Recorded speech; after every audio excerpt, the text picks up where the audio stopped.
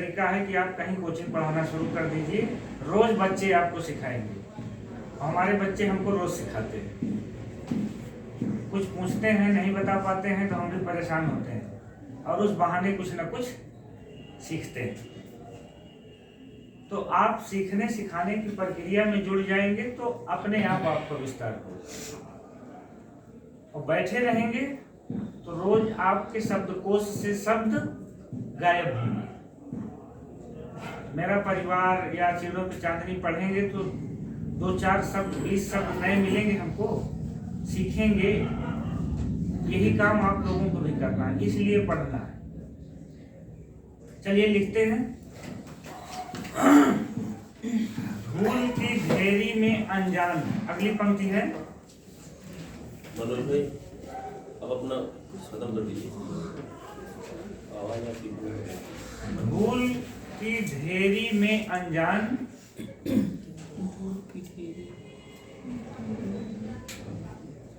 छिपे हैं मेरे मधुमय गान।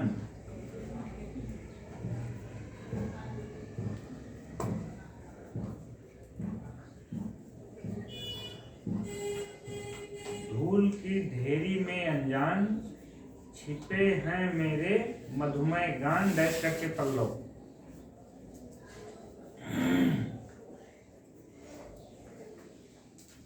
उसके बाद ये पंक्तियां जो अगली हैं, बोलने के लिए भी लिखने के लिए भी, दोनों लिए जरूरी है। वियोगी होगा पहला कवि,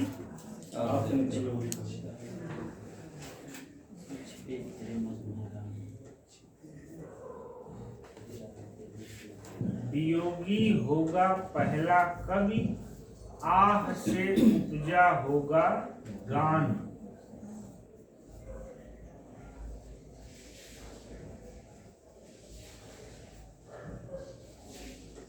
दूसरी लाइन है, उमड़ कर आंखों से चुपचाप।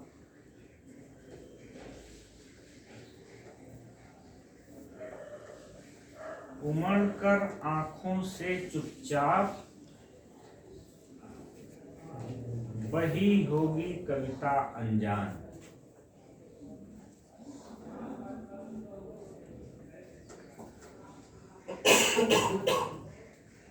ये मुझे याद नहीं आ रहा है किस कविता से है। तो एक सवाल ये भी है कि आप कहीं भी पढ़ते लिखते समय इसे खोजने का प्रयास करिएगा कि ये किस कविता से है। ठीक, मुझे मिली नहीं तो मैं लिख देता। अगला, सुख दुख के मधुर मिलन से।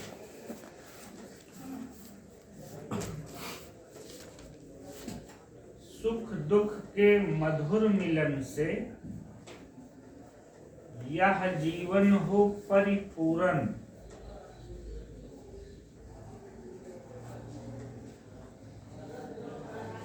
सुख दुख के मधुर मिलन से यह जीवन हो परिपूर्ण।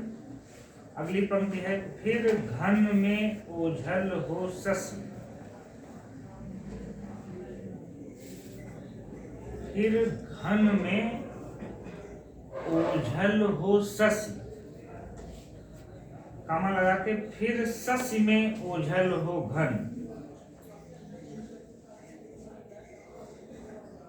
डैश करके गुंजन। फिर घन में ओझल हो शशि, कामा फिर शशि में ओझल हो घन। अब इससे जितना महत्वपूर्ण ये है कि ये गुंजन से है, उससे ज्यादा महत्वपूर्ण ये है कि इसमें दृष्टांत अलंकार है, और उतना ही महत्वपूर्ण ये है कि इसमें प्रसाद गुण है। और ये सबसे ज्यादा किस लिए पूछी जाएगी? दृष्टांत अलंकार के लिए।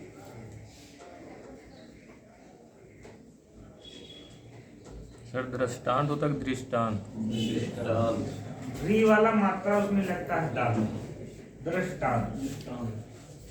ठीक, चलिए हम भी सोच रहे हैं कि काव्य गुण हुआ, अलंकार हुआ, रस हुआ, बीच बीच में इनकी क्लास चलाई है, क्योंकि जब बीच में आप लोगों से पूछते हैं और नहीं पढ़े रहते हैं तो हमें भी अच्छा नहीं लगता। हम लोगों को ओरिएंटेशन में हमारे गुरु ने बताया कि शिक्षा वन वे नहीं होनी चाहिए। हम लोगों की शिक्षा अधिकतर वन वे है, केवल हम 2 घंटे बात करते हैं और उसमें आपका हिस्सा शायद 1% 2%। तो वन वे नहीं, वन वे से काम नहीं अच्छा चलता। अच्छे शिक्षक के लिए 2 वे होना जरूरी है। टकराना जरूरी है। तो आप भी अपने मन की शंकाओं और सवालों को शेयर करिए, लेकिन शंकाएं और सवाल पढ़ने से उठेंगे। जितना ज्यादा आप पढ़ोगे उतना ही आपके मन में शंकाएं होगी। बस एक चीज का ध्यान रखिए कि पहले सवाल ग्रुप पे डालो, पहले हम सब लोग उससे जूझें, फिर वहां से छन के हमारे पास आए, तब मुझे अच्छा लगेगा। इतने लोगों के सवालों का डायरेक्ट मुझे एक एक का जवाब देना कठिन है। आप व्यस्तताओं और सबको समझ सकते हैं। पहले हम आपस में जूझ लें, ठीक, कोशिश कर ले। फिर जैसे आप वाला जो सवाल था, तो मैंने कल ही सर से आगे स्टाफ के बाद ही बात किया कि हमको किस पुस्तक में ये चीज मिल सकती है। तो सिद्ध साहित्य शोध ग्रंथ है धर्मवीर भारती का, और कहीं नहीं मिलेगा तो सिद्ध साहित्य धर्मवीर भारती में ये प्रश्न मिलेगा। लेकिन मेरे हिसाब से उससे पहले हमको हजारी प्रसाद द्विवेदी की कबीर पुस्तक पढ़नी चाहिए। उसमें भी सिद्धों नाथों से कबीर के संबंध को जोड़ने में बहुत सारी चीजें दी गई हैं। इसीलिए मैंने कल आपसे कहा कि उमेश तिवारी भी प्रामाणिक नहीं है और नेट भी प्रमाण नहीं है। आपको आयोग में अगर साक्ष्य देना होगा तो क्या दोगे? उमेश तिवारी माने जाएंगे? नेट माना जाएगा? तो पहली चीज तो हमारा आधार मजबूत होना चाहिए। जब आप किसी को कोई बात बताओ तो कोई प्रामाणिक पुस्तक हो। इस मामले में आप हमसे सीख सकते हो। हम कभी आपको मतलब किसी भी, चाहे उमेश तिवारी हो, चाहे गोविंद पांडे हो, चाहे पुनीत राय हो, मैं कभी ये चीज आपको सलाह नहीं देता। मेरे लिए आधार मजबूत होना चाहिए। यहाँ तक कि मैंने देखिए कल नहीं लिखा था, मैंने नहीं लिखवाया। मैंने कहा कि आप जाके देख के कोई सवाल हो, लेकिन ऐसा सवाल ना हो कि आधे से ज्यादा लोगों को आता हो, आप उसको जोर आजमाइश के लिए भेज दो। सवाल आप भेजिए कहीं भी, उत्तराखंड, झारखंड, दिल्ली, कहीं का हो, लेकिन जैसे कामायनी की कोई ऐसी बात हो कि जिससे हमको कामायनी खोलने पर मजबूर है, जूझने पर मजबूर है। अब आप भेज दीजिए कामायनी में कितने पात्र हैं, कामायनी के पात्र नहीं है, के बिरला से कौन सा पुरस्कार मिलता है। ये चीजें हम लोगों का कीमती समय बर्बाद करती है। आप बस इस चीज का ध्यान दीजिए कि समय आपका मिनट नहीं सेकंड भी उपयोगी है। आप मिनट बचाते हो ना, हम लोग सेकंड बचाते थे। ठीक, आगे लिखिए।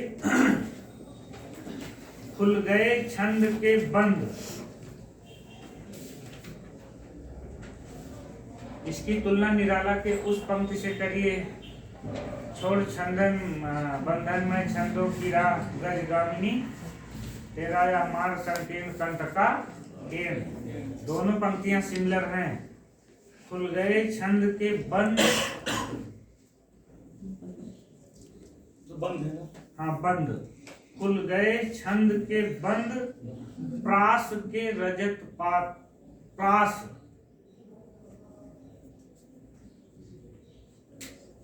प्रास के रजत, प्रास, ये रजत प्रास। हाँ प्रास के रजत प्रास। कुछ इधर उधर होगा तो देखिए पहले इसमें से कोई एक प्रास। अब वही पुराना तरीका अपनाइए। अगला, मेरा मधुकर सा जीवन, नहीं अगला है। ये पंथ के ऊपर बड़ी अच्छे से फिट होती है। मधुकर का मतलब त्रिपाठी और है, हाँ, मधुकर का मतलब मेरा मधुकर सा जीवन, कामा लगा दीजिए, कठिन कर्म है कोमल तन।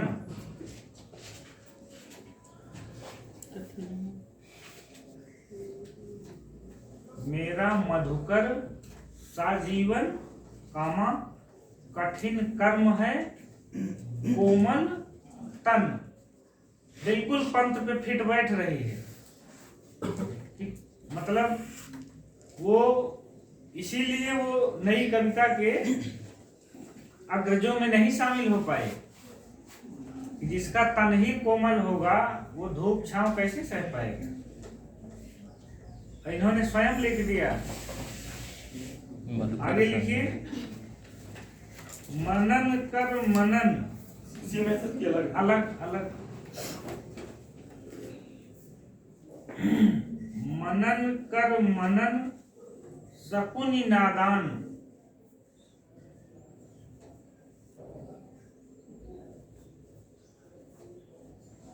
मनन कर मनन शकुनि नादान, कामा ना कर पिक प्रतिभा का अभिमान।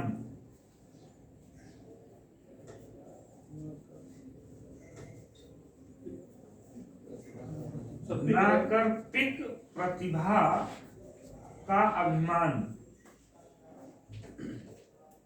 अगली नेक्स्ट अच्छी लाइन है, जो सोए सपनों के तम में। देखिए प्रगत, ये युगांत से है और कैसे प्रगतिवादी है, देखिए ये लाइन बता रही है। जो सोए सपनों के तम में, कामा वह जागेंगे यह सत्य बात।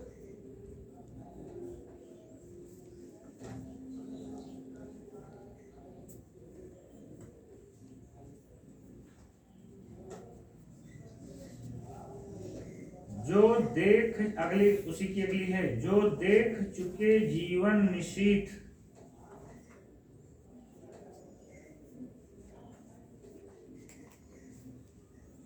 जो देख चुके जीवन निशीथ, वह देखेंगे जीवन प्रभात।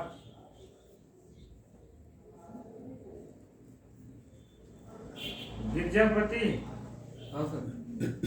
निशीथ का अर्थ क्या होता है?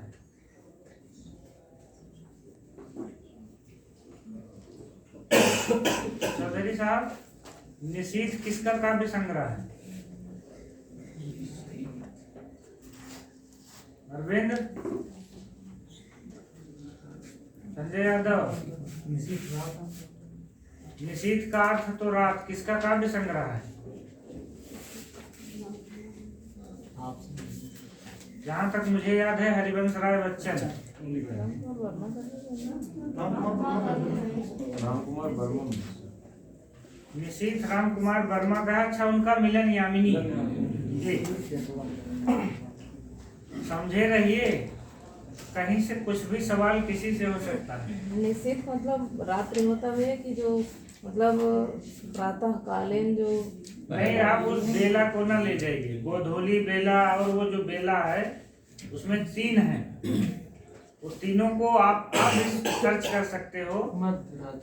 हाँ, कि कौन सी। अब उसमें मतलब रात के 4 पहर होते हैं ना, तो उन पहरों में से एक है ये। लेकिन वास्तव में निशीथ प्रतीक किसका है? रात्रि का है। आगे डैश करके युगांत।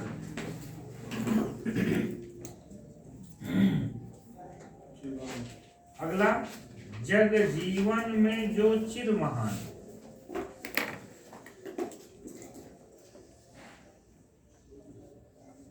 जग जीवन में जो चिर महान, सौंदर्य पूर्ण और सत्य प्राण।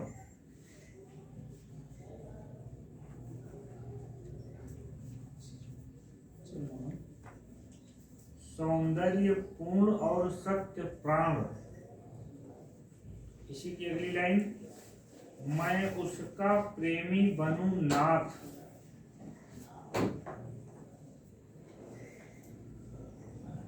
विस्मयबोधक चिन्ह जिसमें मानव हित हो समान।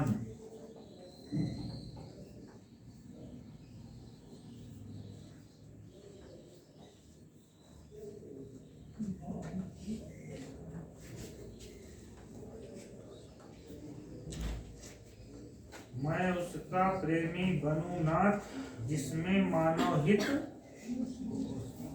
हो समान डैश करके युगान।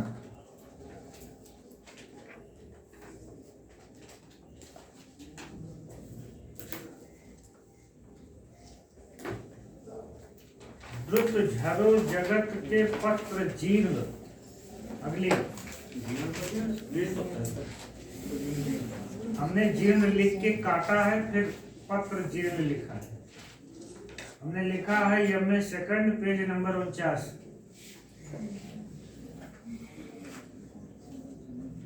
द्रुत झरो जगत के पत्र जीर्ण। अगर आपको जीर्ण पत्र मिल रहा है तो ग्रुप पे भेजो, हम भी उसे देखें कि कहाँ मिल रहा है।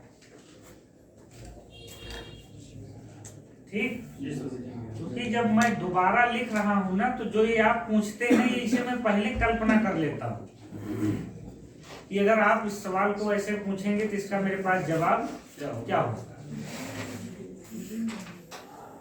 द्रुत झरो जगत के पत्र जीर्ण, अगर आपको मिले तब जीर्ण पत्र लिख सकते हैं, हम उस पर रोक नहीं, क्योंकि मुझे जो मिला है मैं वही लिखा।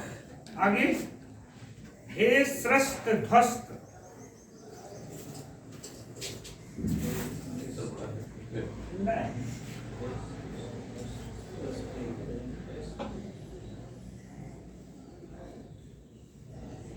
हे स्रष्ट ध्वस्त,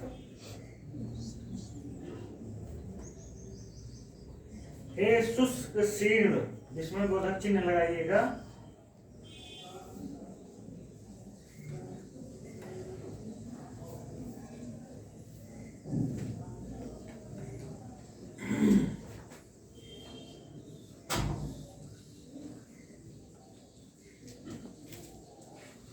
हे स्रष्ट ध्वस्त, हे शुष्क शीर्ण, इसमें भी लिख देना है आपको युगांत।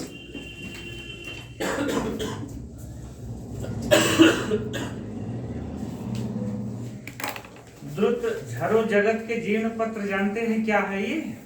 एक तरह से वेदी युगीन कवियों को कहा जा रहा है कि द्रुत बहुत तेजी से, झरो गिर जाओ, जगत संसार के, पत्र पत्ते जीर्ण पुराने कटे फटे, जो इस संसार के पुराने विचारों के लोग हो, जो हमला करते हो छायावाद पे, द्रुत झरो बहुत तेजी से रास्ते से हट जाओ मेरे। तो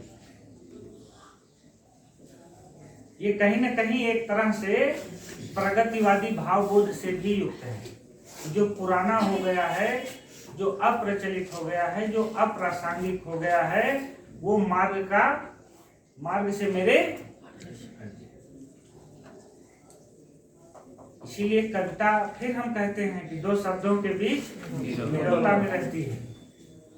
एक एक शब्द आप अगर उसे पकड़ेंगे तो कविता के अंदर घुसने का शब्द वो चौखट है और कविता घर है।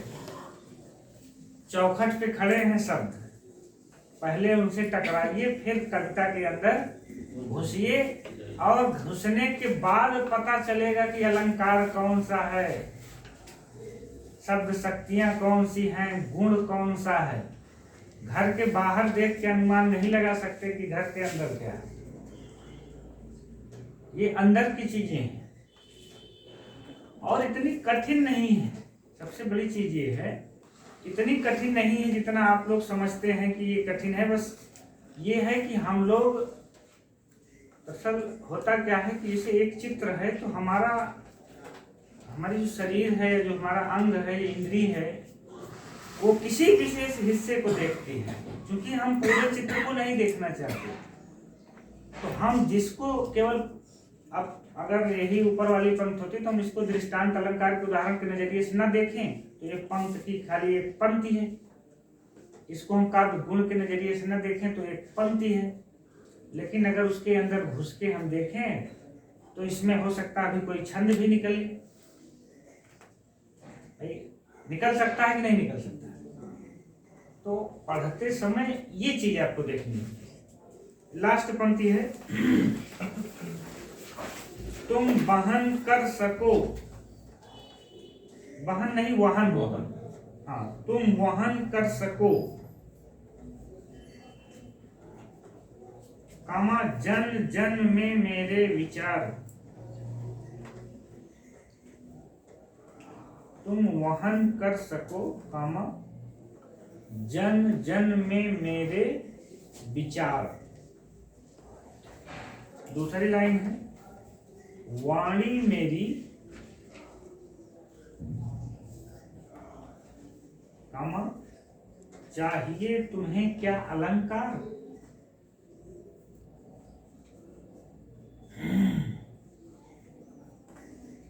वाणी मेरी चाहिए तुम्हें क्या अलंकार, डैश करके ग्राम्य।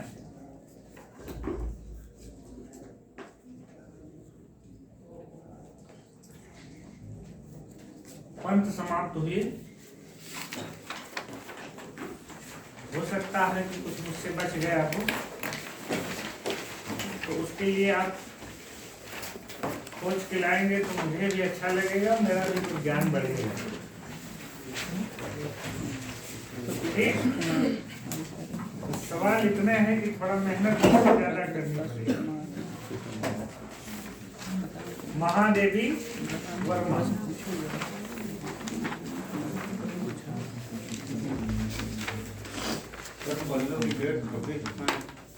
सही है। नगेंद्र में थोड़ा खाई दिया, देने वाले कुछ भी दे दें, सरल इतिहास में 27 दिया है जी। हम अगर आप हमारे वहीं हम भी सर छब्बीस पढ़े थे, लेकिन नहीं हम बता रहे हैं, आप अगर हमारे शंकाओं का समाधान कर दें तो हम 27 मान लें, लेकिन मेरी शंकाएं इतनी आसानी हल्की फुल्की नहीं होती। जब आचार्य शुक्ल पल्लव को छायावाद का सबसे प्रधान काव्य संग्रह मानते हैं तो क्यों मानते हैं?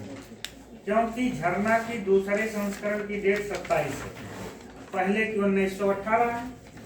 अगर पल्लव पहले ना आया होता तो शुक्ल जी झरना को ही पहला काव्य संग्रह, वो सॉरी झरना सेकंड को काव्य संग्रह मान लेते। एक सवाल। दूसरा सवाल, शुक्ल जी का इतिहास 1929 में लिखा जाता है, बाकी जितने इतिहास लिखे जा रहे हैं वो सब इनके बाद के। नगेंद्र का 73 का है, सरल इतिहास 2003 का है, बच्चन सिंह का आधुनिक 86 का है, दूसरा 96 का है, रामस्वरूप चतुर्वेदी का 86 का है।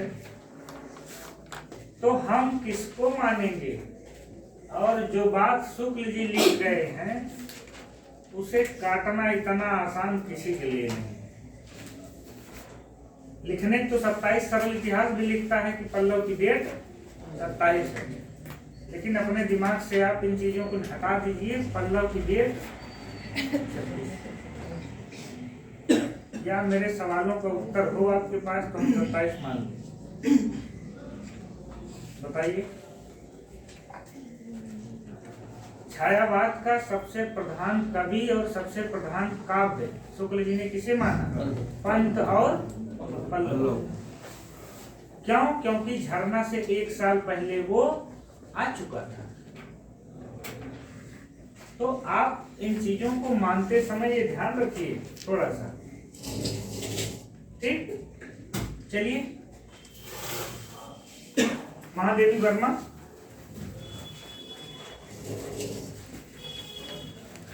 जन्म 1907,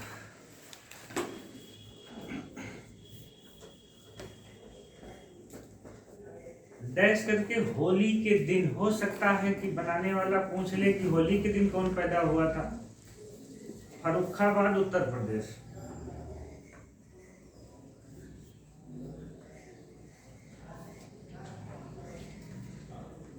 मृत्यु 1987,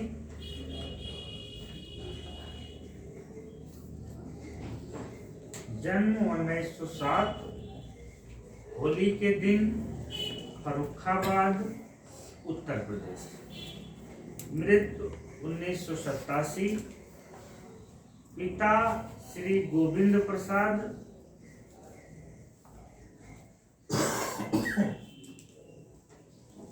माता श्रीमती हेम रानी देवी।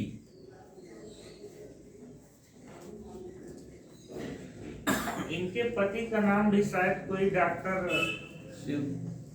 कोई सहाय करके था। लेकिन ये है कि वैवाहिक जीवन को इन्होंने आगे नहीं बढ़ाया। श्रीमती हेम रानी देवी, उससे एक सवाल याद आ गया। तुम बताओ हेम का अर्थ क्या होता है? हाँ, बैठे बैठे ही बताओ, टाइम में वेस्ट करो। ज्यादा जरूरी। अंजलि, हेम, हेम का मतलब सोना होता है, स्वर्ण। ठीक, जानते रहिए। इसका मतलब आप व्याकरण वाली चीजें बिल्कुल नहीं पढ़ते। पर्यायवाची आप सोने का पढ़ते होते तो आपको वहां जरूर मिलता। अब जागो, उठ जाग मुसाफिर भोर भई, अब रैन कहाँ जो सोवत है, जो सोवत है वो खोवत है, जो जागत है वो पावत है। अब अगर सो जाओगे तो कहाँ से काम चलेगा? कल ही मैं इसको लिखा था और आज भी इसको प्रयोग करना पड़ा। मतलब लिखा था उसमें, डायरी में एक जगह नोट किया था, डायरी देख रहा था। ये पंडित नरेंद्र शर्मा की पंक्तियां हैं। उठ जाग मुसाफिर भोर भई, अब रैन कहाँ जो सोवत है, जो सोवत है वो खोवत है, जो जागत है वो पावत। काव्य कृतियां हम आपको ऐसा लिखवाएंगे कि सारा कंफ्यूजन दूर हो जाएगा इनका। काव्य कृतियां लिखिए जैसा हम लोग पहले लिखते थे। ठीक, रचना, डेट और के बारे में।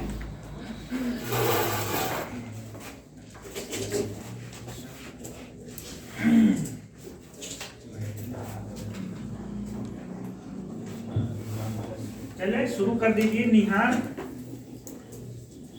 पहली तो याद ही होनी चाहिए। निहार 1930। इसमें खास ये है, दो चीजें खास हैं इसमें। पहला तो ये इनका पहला छायावादी काव्य संग्रह है, और दूसरी खास बात है कि इसकी भूमिका अयोध्या सिंह उपाध्याय हरि। दो चीजें इससे खास हैं, दोनों नोट कर लीजिए।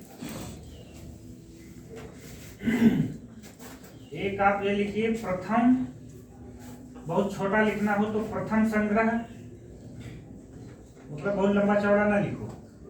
और इसको साफ करना है, भूमिका हरिओध ने लिखी।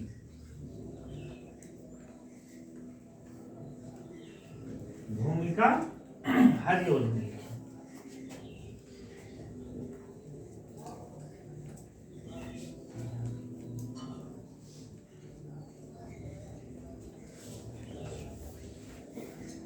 रश्मि 1932।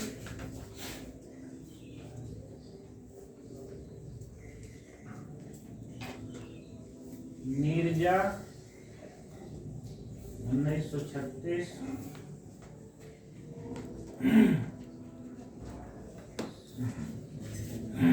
उसके आगे लिखिए शेक्सपियर पुरस्कार मिला।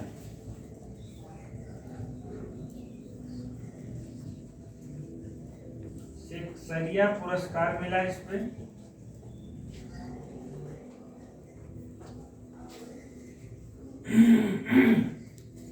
और आगे लिखिए धीरे धीरे उतर क्षितिज से। धीरे धीरे उतर क्षितिज से, कामा बीन भी हूं मैं तुम्हारी रागिनी भी। नीरजा के आगे शेक्सपियर पुरस्कार, धीरे धीरे उतर क्षितिज से, इसमें भी मानवीकरण अलंकार है। बीन भी हूं मैं तुम्हारी रागिनी भी, प्रसिद्ध गीत इसी में है। चौथा सांध्य गीत।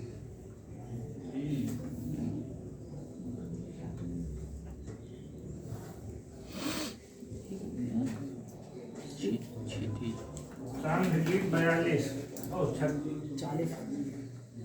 देखें तो क्या लिखे। सांध्य गीत 36 है। 1 मिनट, ये 34 में है। 32, 34, 36।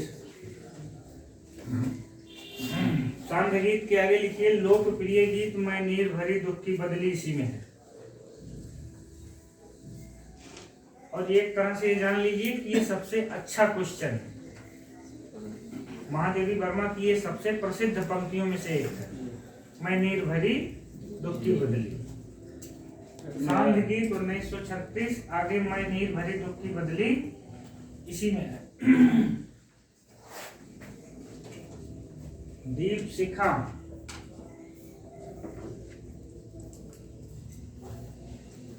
ये 42 में है।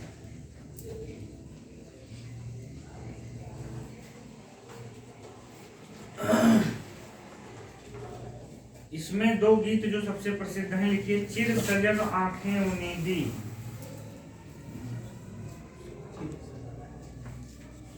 कहाँ है ये संकलित, बता रहे हैं उसमें किसी में है पाठ्यक्रम में? चिर सजन आंखें उन्नीदी। अच्छा चलिए अभी बताते हैं, लिख लो। चिर सजन आंखें उन्नीदी, उन्नीदी भाई।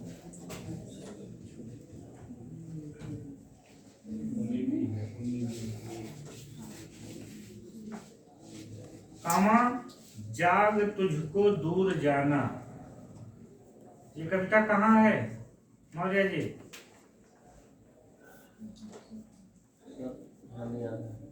नहीं याद आ रहा? ये कविता इंटर में है। जी नहीं, इंटर में तो है, ये नहीं याद आ रहा है इसी।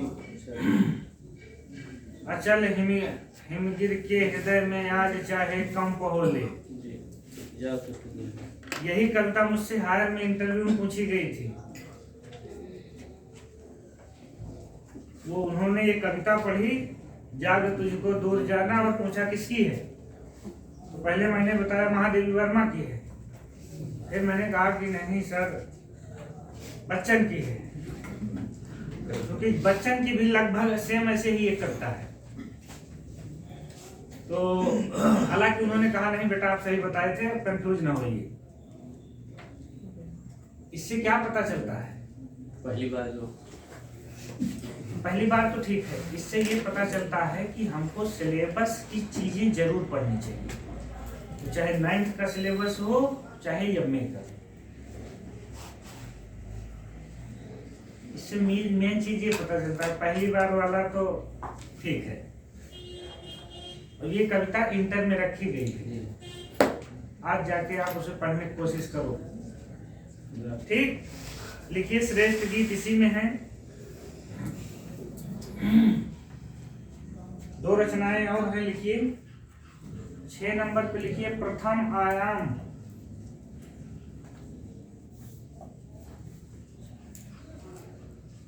उन्नीस 1984।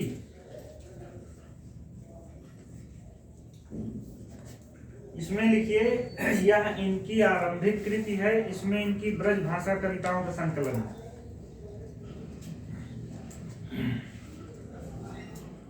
प्रथम आयाम 1984, यह इनकी आरंभिक कृति है,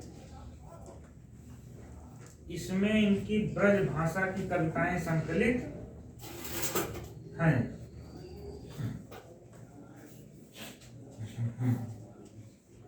और सबसे आखिरी में है अग्निरेखा 7वीं।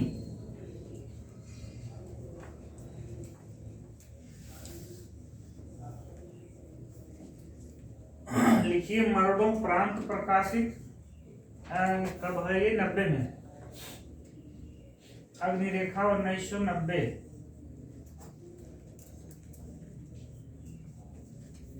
मरणोपरांत प्रकाशित।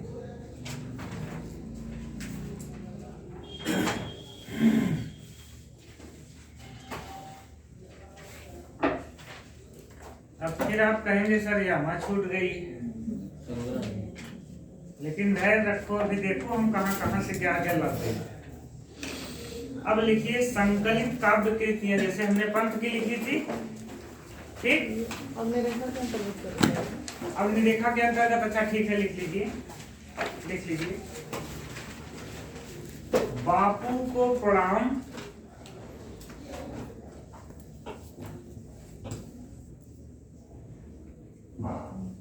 बापू को प्रणाम, यह विदा की बेला, बापू को प्रणाम, यह विदा की बेला, बंग वंदना तथा समस्या पूर्तियां आदि इसमें संकलित है। मतलब इसमें इनकी ब्रज भाषा की समस्या पूर्तियां हैं, और ये 3 कविताएं हैं जिसमें सबसे ज्यादा प्रसिद्ध बापू को प्रणाम और विदा की बेला है। यह विदा की बेला उनके ऊपर लिखी गई है, रविंद्रनाथ टैगोर की मृत्यु पर। अभी हम एक पंक्ति लिखाएंगे तो उसमें हम नीचे लिखवा देंगे यह विदा की बेला, उससे आपको क्लियर हो जाएगा। संकलित काव्य कृतियां, नंबर 1 यामा।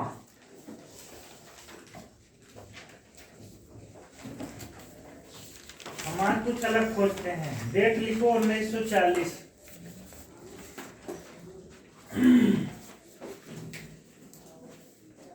यामा, डेट 1940। आगे लिखिए निहार रस्म नीरजा और सांध्य गीत का संकलन है।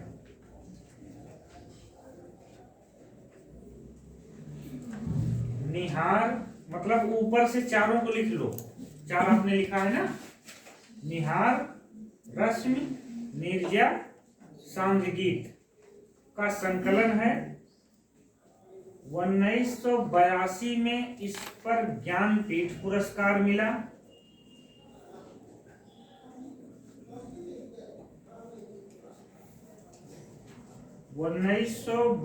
में इस पर ज्ञानपीठ पुरस्कार मिला।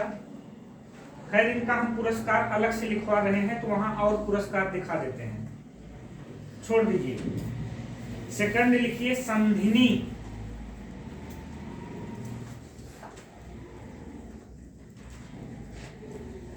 संधिनी सेकंड लिखेंगे आप, संधिनी।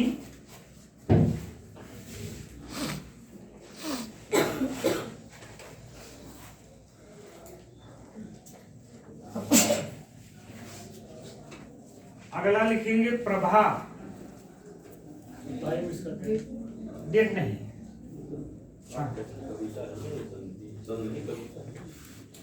संकलित है ये सब।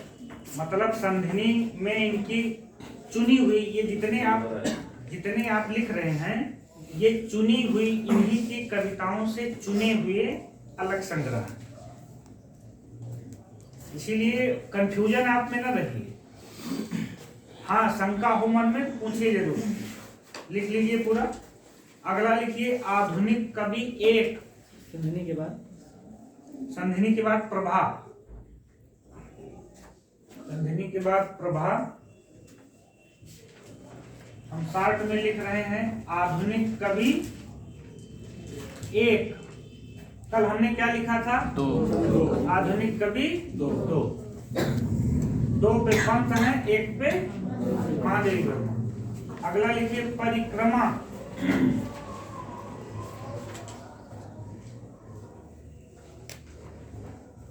सीकर।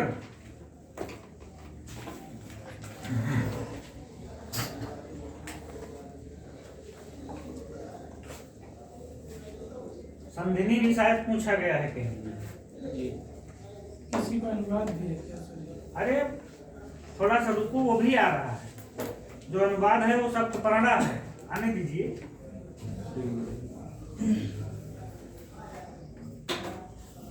अब लिखिए संपादन। संपादन खत्म हो गया, हेडिंग नहीं। नई हेडिंग लिखिए, संपादन। मतलब किन किन चीजों का इन्होंने किसका संपादन किया था उसको लिखिए। सबसे पहले लिखिए सप्तपर्णा, ये टीजीटी में पूछी गई है।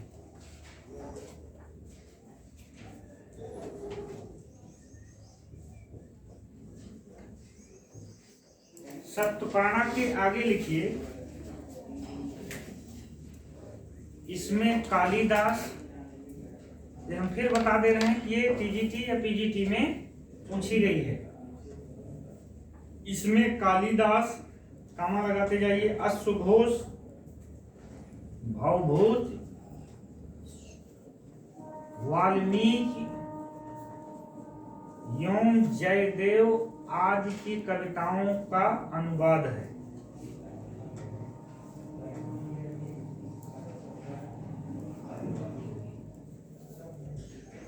अब इसको हम उलट के क्या कह सकते हैं कि इसमें इन्होंने संस्कृत भाषा में रचित कविताओं का हिंदी में अनुवाद किया है। उलट के ये भी कह सकते हैं, ये ध्यान रखो कि वो नाम ना ले जयदेव कालिदास भवभूत का, वो केवल इतना ही पूछ ले कठिन बनाने के लिए कि महादेवी की किस रचना में संस्कृत कविताओं का हिंदी में अनुवाद उन्होंने किया है।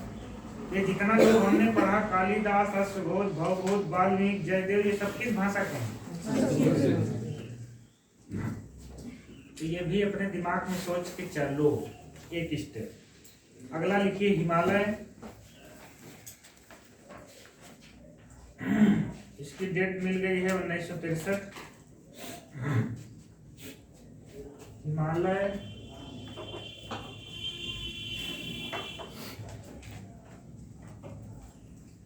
डेट ऊपर नीचे हो रही है, इस पे लिखिए हिमालय पर प्राचीन काल से, हिमालय पर प्राचीन काल से वर्तमान काल तक लिखी कविताओं का संग्रह। मतलब हिमालय पर जितना कुछ इनको मिला वो हिमालय नाम से इन्होंने संपादित किया है। तो एक रचना है, एक पत्रिका है बंग दर्शन। अगली है बंग दर्शन।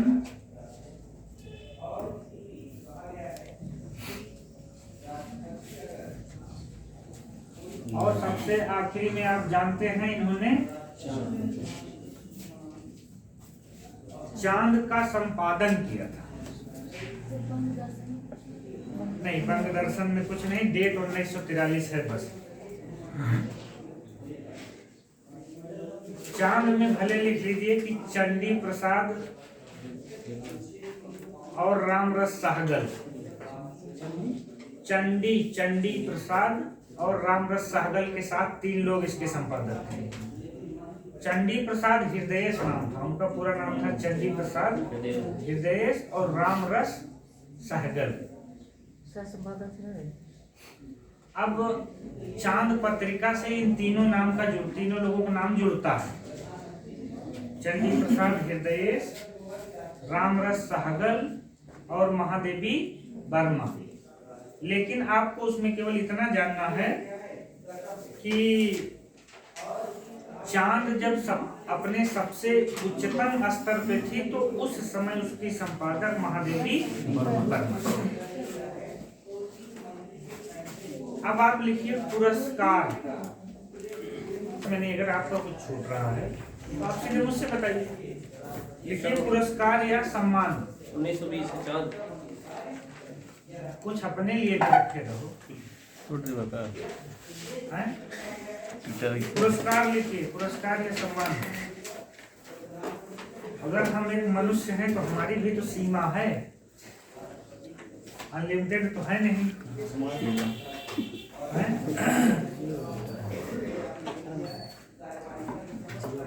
नंबर 1 पे लिखिए सेक्सरिया पुरस्कार,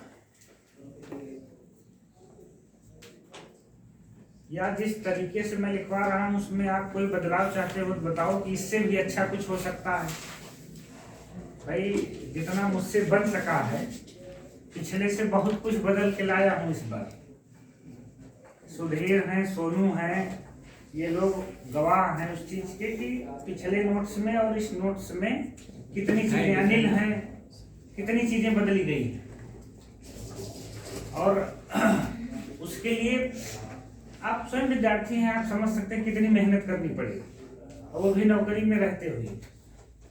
आपकी तरह खाली होते पता नहीं क्या कर डालते हैं।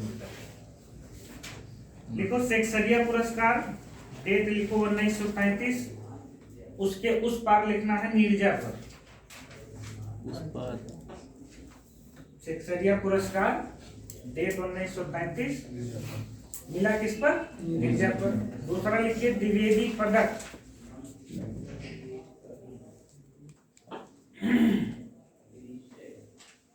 द्विवेदी पदक 1943, स्मृति की रेखाएं पर। द्विवेदी पदक, स्मृति की रेखाएं। अब आता है थोड़ा जरूरी वाला, मंगला प्रसाद पारितोषिक। ज्ञानपीठ है।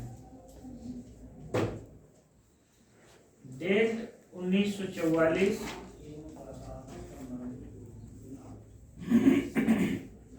डैश करके यामा पर। प्रिय प्रवास पर मंगला प्रसाद पारितोषिक, साकेत पर मंगला प्रसाद पारितोषिक, कामायनी पर मंगला प्रसाद पारितोषिक, यामा पर मंगला प्रसाद पारितोषिक, चिंतामणि भाग 1 पर मंगला प्रसाद पारितोषिक। गंगा प्रसाद जीवन। याद रखिए, मतलब हम आपको पूरा मंगला प्रसाद पारितोषिक लिखाएंगे, चिंता न करिए। लेकिन मैं एक ये आप दिखा रहा हूं कि जितनी महत्वपूर्ण रचनाएं थी साहित्य अकादमी 1954 में स्थापना के पहले, उस पर सब पर जो सबसे ज्यादा महत्वपूर्ण पुरस्कार था वो था मंगला प्रसाद पारितोषिक। सर ये कंफ्यूजन हो रहा है। हाँ। ये नीरजा टैक्सिस कंपनी में आई थी और सब पुरस्कार इस पे टैक्सिस मिल गया है। किस पे? नीरजा पर सेक्सरिया पुरस्कार जो मिला टैक्सिस में, नीरजा 34 में आई थी।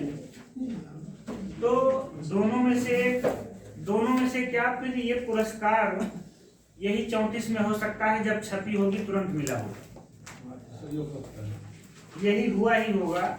लेकिन जहां मैं एमए वाली बुक से नोट कर रहा था, हो सकता है मिस प्रिंटिंग से 34 की जगह 35।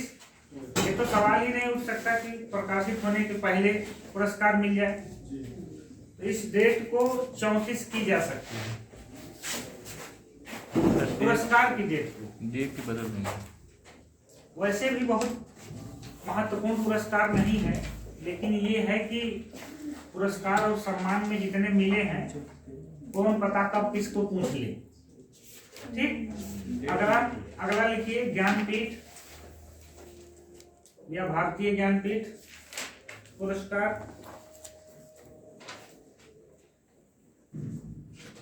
भारतीय ज्ञानपीठ पुरस्कार कहीं कहीं पे आपको 83 भी मिलेगा इसकी डेट, लेकिन ज्यादातर 82 मिलती है, 1982 यामा पर।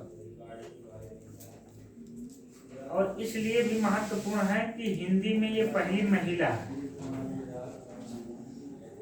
हिंदी में ये पहली महिला है। वैसे शायद आशापूर्ण देवी बंगला की है। सभी मतलब क्योंकि ज्ञानपीठ हमको 8वीं अनुसूची की 22 भाषाओं में से किसी एक में मिलता है, और साहित्य अकादमी 8वीं अनुसूची की 22 भाषाओं के अलावा 2 और 24 में मिलता है, अंग्रेजी और राजस्थानी। ठीक, तो पहली महिला आशापूर्ण देवी बंगला, पहले कवि जी शंकर कुरुप मलयालम, पहली हिंदी महिला और पहले हिंदी लेखक सुमित्रा नंदन।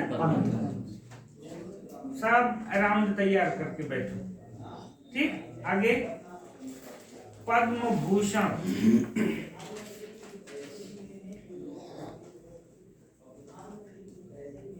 1957 डैश करके हिंदी की उपेक्षा पर वापस कर दिया।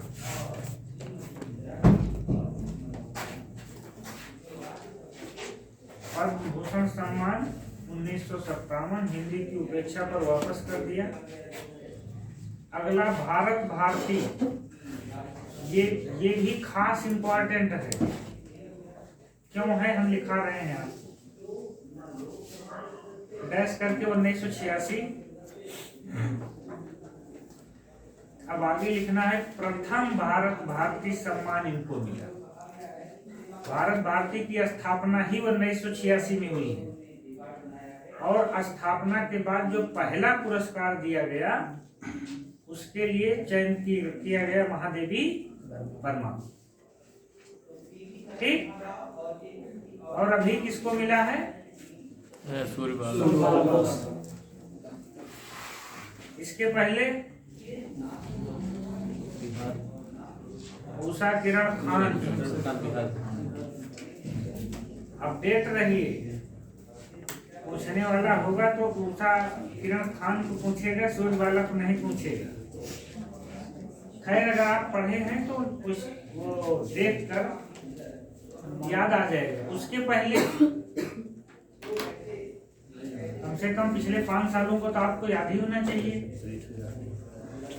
मुझे डेट नहीं याद आ रहा है, कोई पुरुष थे,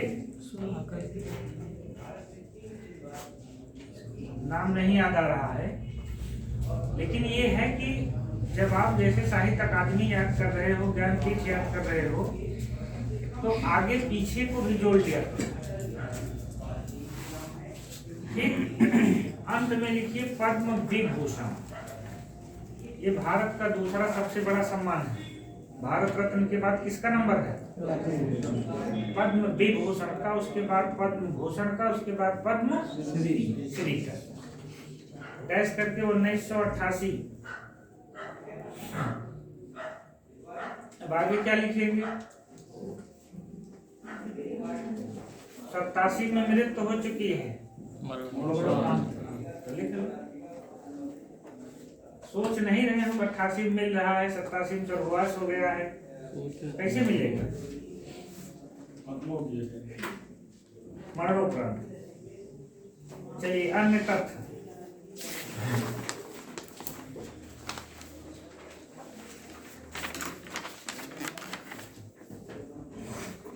अब आपको महादेवी की कोई रचना छूटी कहीं मिली? जो आपको लगता हो महादेवी कुछ छूट गया। हमने कई नोट्स देखा, उसमें सब पर्णा और सब यक्कर में मिला के सब झोंक दिए। आपको ये पता नहीं चले कि उनकी संकलित कविताएं हैं कि मूल पुस्तक। हमने भी पिछली बार ऐसा नहीं लिखा था, लेकिन इस बार मुझे लगा कि हर चीज एकदम क्लियर कट होनी चाहिए। लिखिए महादेवी वर्मा की खड़ी बोली की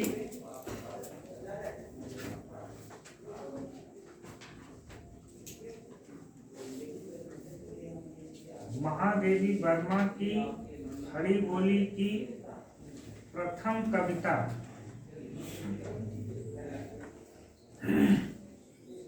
दिया नाम से प्रकाशित हुई थी।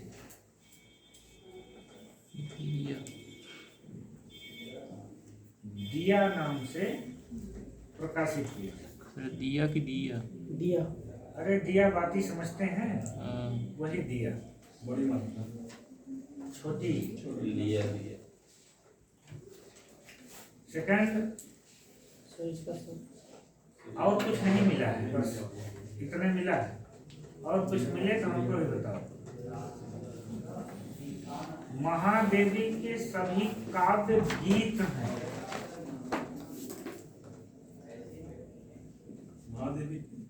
महादेवी के सभी काव्य मतलब उनकी जितनी कविताएं हैं वो मूलतः क्या हैं? गीत हैं। इन्होंने कुल 236 गीत लिखे हैं।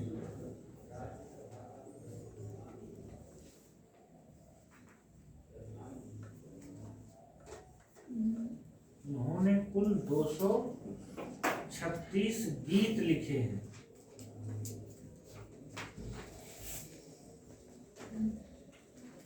अगला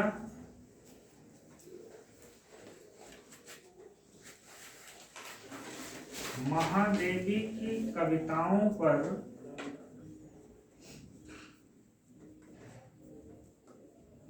बौद्ध दर्शन के दुखवाद का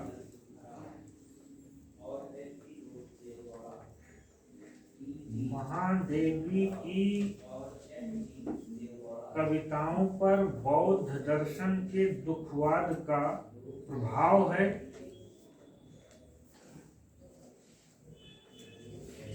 परंतु वह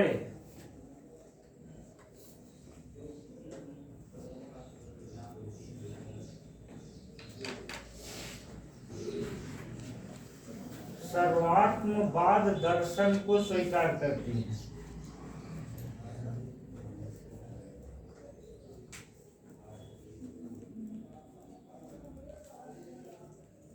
वैसे ये मात्रा इस पे नहीं रहेगी, ध्यान रखो। इसको एक दिन हम आपको राग कहाँ लगता है, इसको एक दिन गलत है। ये पहले हमको लगता है इसी समझाएं आपको, जिसपे लगता है उसके पहले ही तो राग होता है। अरे आप नहीं समझ रहे हैं, इसका मतलब आपको वो नियम नहीं याद है। धैर्य रखो। हम आपको देखिए, जिस दिन भी आशीर्वाद सबसे अच्छा उदाहरण है। आशीर्वाद पे अगर पहले पे मात्रा लगा देंगे तो गलत हो जाएगा। दरअसल उसका नियम क्या है, अभी आपको तुरंत नियम बता दें, नहीं बाद में भूल जाएंगे। जिस पे लगना होता है उसे बाद वाले नियम बताए ना, तो नियम बताने पे तीनों राग समझ में आ जाएगा। तीनों राग को लगाने का नियम, तीनों राग पर लगाने का नियम और समझ लेते हैं। दरअसल है तो ये बड़ी छोटी चीज, ये लाइन पूरी नहीं हुई थी। परंतु वह सर्वात्म दर्शन को स्वीकार करती है।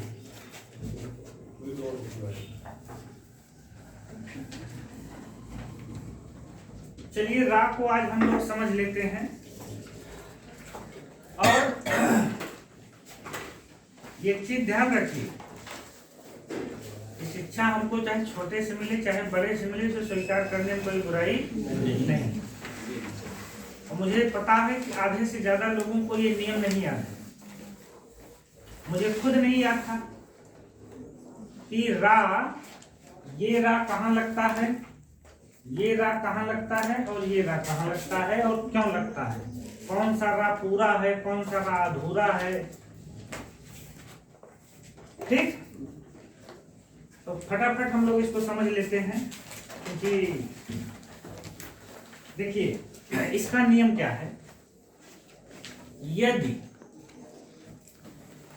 किसी पूर्ण स्वर, ये ध्यान रखना है कि यदि स्वर पूरा हो और रा व्यंजन आधा हो, ठीक, तो वह अगले स्वर के ऊपर चला जाएगा। आप इसको उदाहरण से समझिए। हम लिखते हैं कर्म, तो इसको हम अगर तोड़ डालें एकदम से, हमने लिखा कर्म, हम इसको कर्म को एकदम तोड़ डालें, अभी समझ में आ जाएगा। का क्या है, का धन आ है, उसके बाद रा है, ठीक, धन आधा रा, धन मा धन आ, ये है हमारा कर्म। अब इसका नियम क्या आया कि यदि मतलब रा के पहले वाला व्यंजन जो है वो अगर पूरा है तो रा अगले व्यंजन के ऊपर चला जाता है। कैसे? जैसे ये का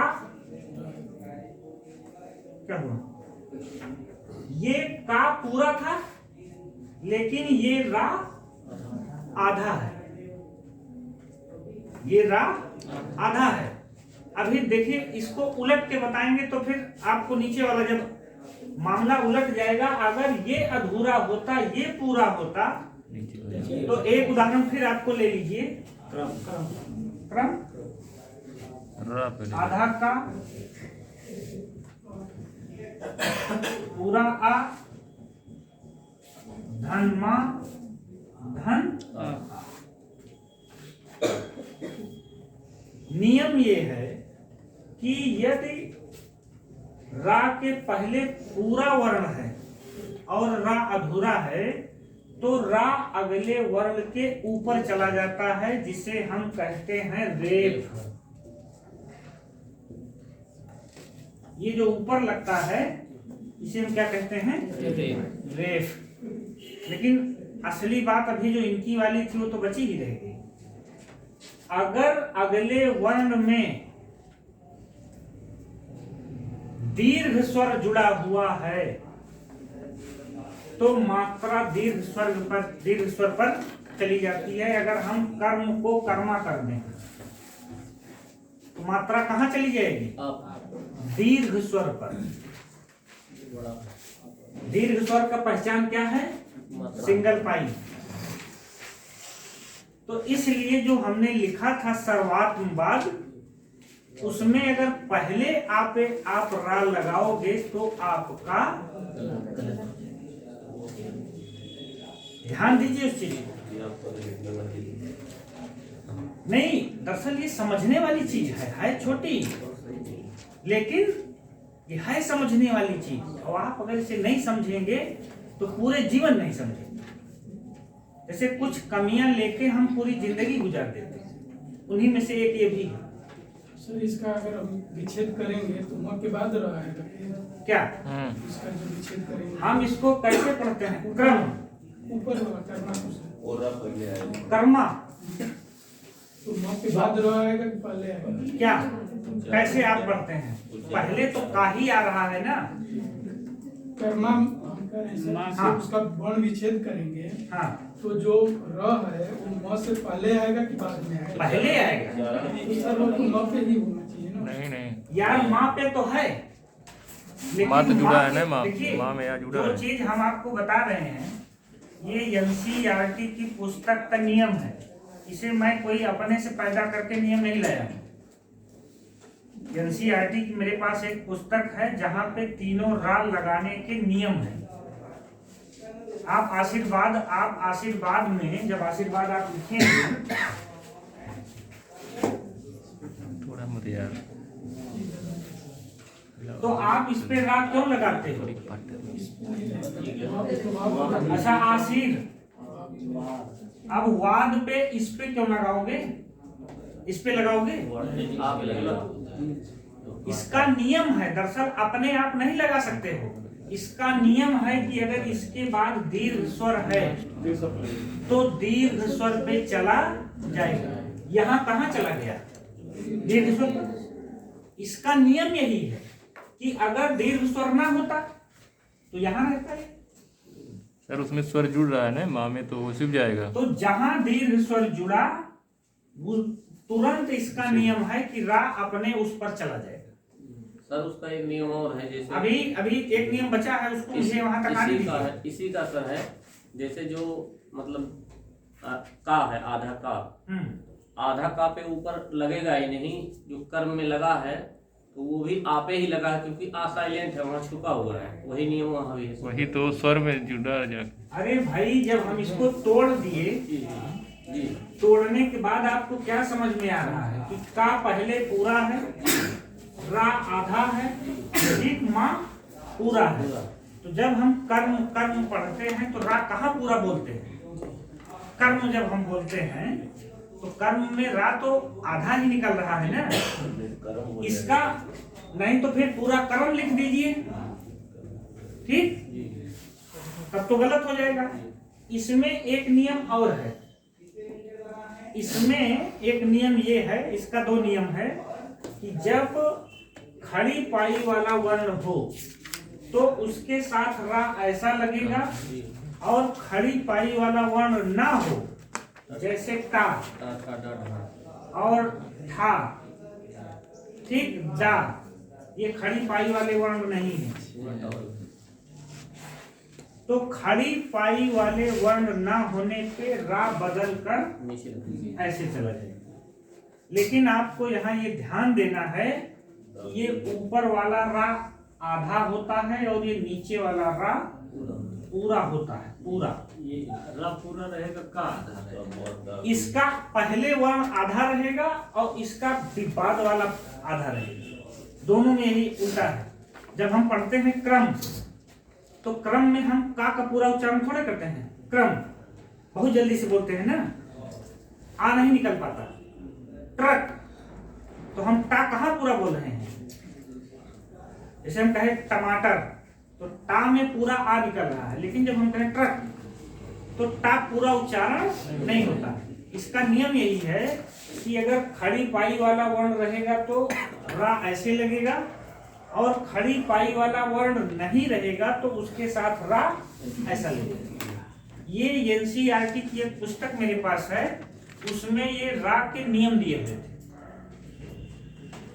इसलिए आपको ये कंफर्म होना है कि रा कहाँ लगेगा, ये जान लीजिए। इसके अलावा अगर अलग किसी के पास कोई नियम हो तो बताएं मुझे।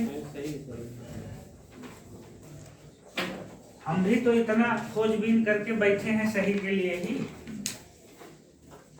हमने पहले कहा कि मेरा आधार, मेरी नींव कभी कमजोर नहीं होती, इसीलिए गुंजाइश कम रहती है। इसीलिए मैं, आप ये कह सकते हैं, मैं ओवर कॉन्फिडेंस में भी रहता हूँ, लेकिन उसका आधार केवल यही रहता है कि सत्येंद्र वर्मा की एक एनसीईआरटी व्याकरण की किताब है, उसी में है ये सारे नियम। क्योंकि वो बीए फर्स्ट ईयर या सेकंड ईयर में ही हमको मिली थी, बाद में वो पुस्तकें एनसीईआरटी की जल्दी से अब उपलब्ध है नहीं है। चलिए आगे चलते हैं। तो रा वाला मामला समझ गए ना, कहाँ लगेगा ये हमेशा याद रखिए।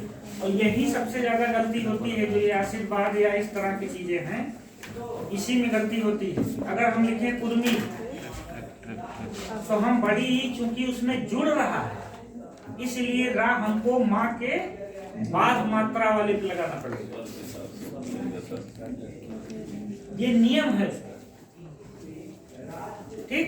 चलिए आगे चलते हैं। महादेवी ने प्रयाग में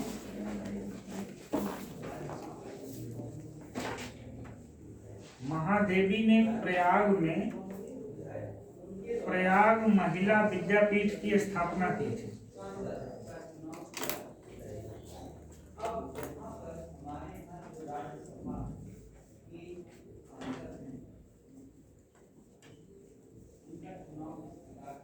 अगला, महादेवी के संयोजन में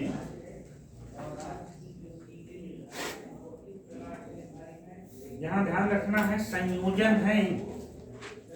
संयोजन में इलाहाबाद में सुभद्रा कुमारी चौहान की अध्यक्षता में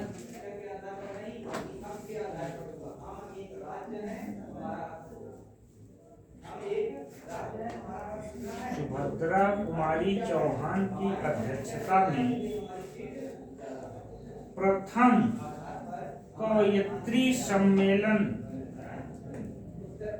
का आयोजन हुआ था।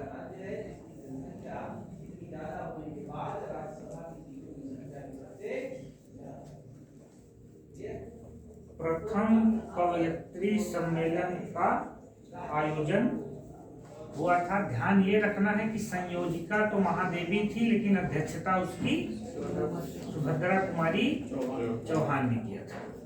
जबकि अच्छा, उम्र में उनसे 2 साल बड़ी थी। उनका 1905 से 1948 है, इनका 1907 से 87। ठीक, निहालपुर इलाहाबाद। जस्ट मेरे बगल घर है।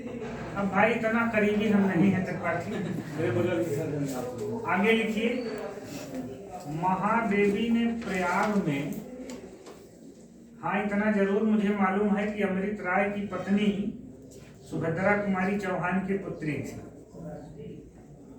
सुधा चौहान, जिन्होंने इनकी जीवनी लिखी है, मिला तेज में तेज। आगे लिखिए। महादेवी ने प्रयाग में साहित्यकार संसद की स्थापना की थी।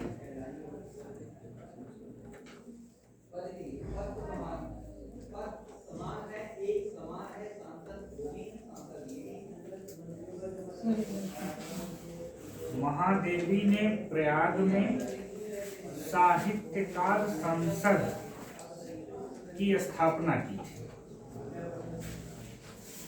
अगला डबल नोटेड कानून लिखिए। कविता कवि विशेष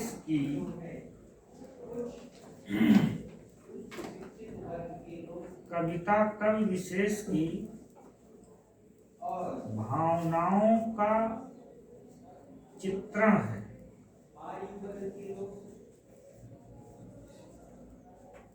और वह इतना ठीक है कि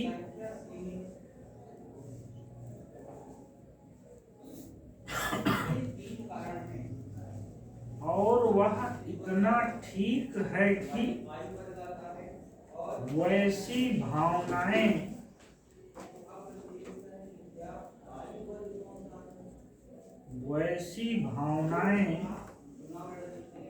किसी दूसरे के हृदय में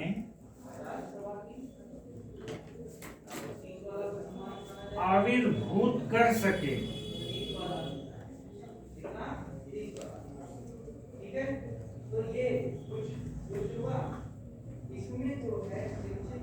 किसी दूसरे के हृदय में आविर्भूत कर सकें, डैश करके महादेवी वर्मा।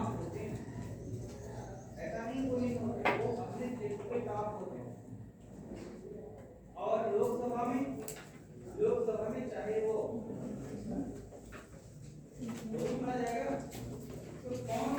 अगला, वैसे आपको लिखे हैं, चाहे तो ना लिखें, लेकिन लिख लीजिए क्योंकि आप लोग मानेंगे नहीं।